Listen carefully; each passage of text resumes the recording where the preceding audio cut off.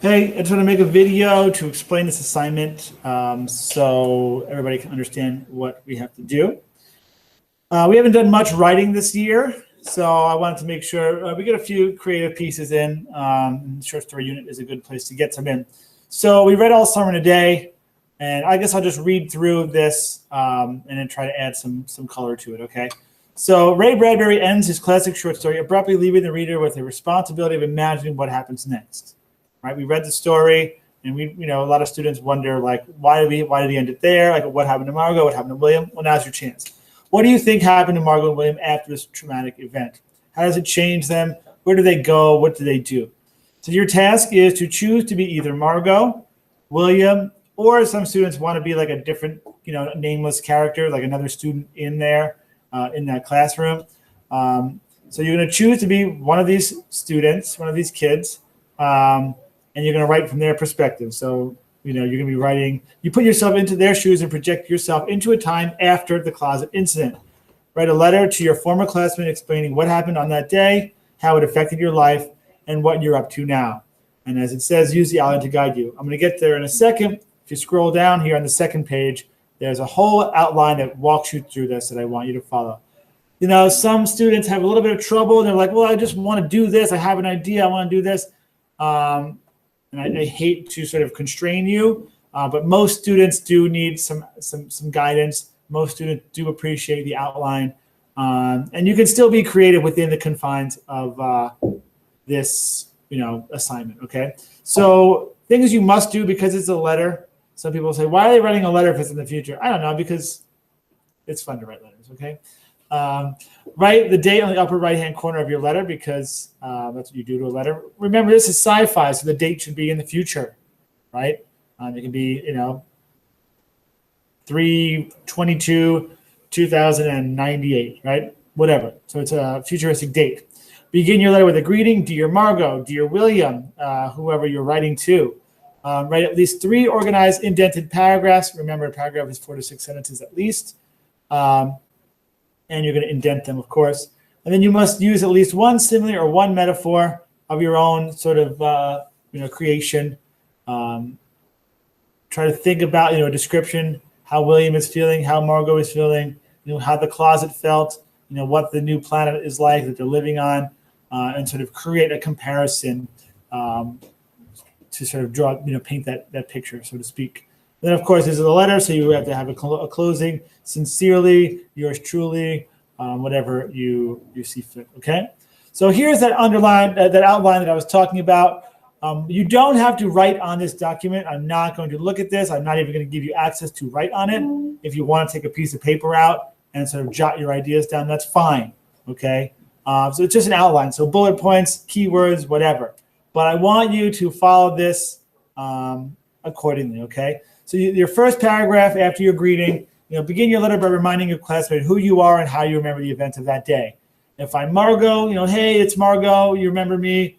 You threw me in the closet. Blah blah blah blah. If you're William, hey, this is William. Do you remember me? I threw you in that closet. It was a terrible mistake, or maybe it wasn't. Maybe he stands by his decision to do that. It's up to you. Explain what happened right after Margot was let out of the closet. Explain why you were writing to them. Explain how this day has affected your life. And just a few other questions just to get your brain going. Again, 4 to 6 sentences. You can address these questions. You can be more creative. That's paragraph 1. Paragraph 2, describe your present situation, including your information about where you live now and what you're doing. Be creative. This is really the creative paragraph, the most creative paragraph. Again, it takes place in the future. So have fun. What planet or solar system do you live on? Why do you live there? What's your family situation? Do you have a job? And then, it's always funny to see students connect it back to, the closet or the things that happened on Venus. It makes me a little sad inside when, students are being creative and they could live, on the planet Melmac in, the solar system, whatever. But instead they choose to, live in a mansion in Saugerties. That makes me sad because you should be more creative than that. Living, in the same town you grew up in a bigger house. There's more exciting things to imagine. So do your best to be creative, okay? Paragraph 3, conclude your letter by expressing what you learned from this experience. Explain how or why you learned the lesson and how you've changed, okay? And then I guess you don't need this because we didn't do that yet, so you don't need to have that, okay? Again, have fun with it. Follow the outline, as constraining as it might be, but most of you, I think, will find it to be helpful. And then just one quick note, how are you being graded? Very basically.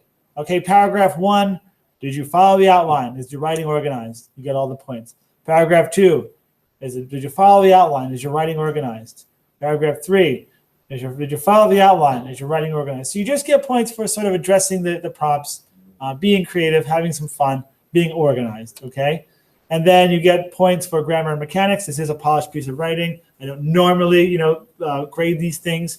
But for something like this, you have some time to spell check, to reread, to double check, to have somebody else read it, to read it out loud to yourself. All of these things will be helpful.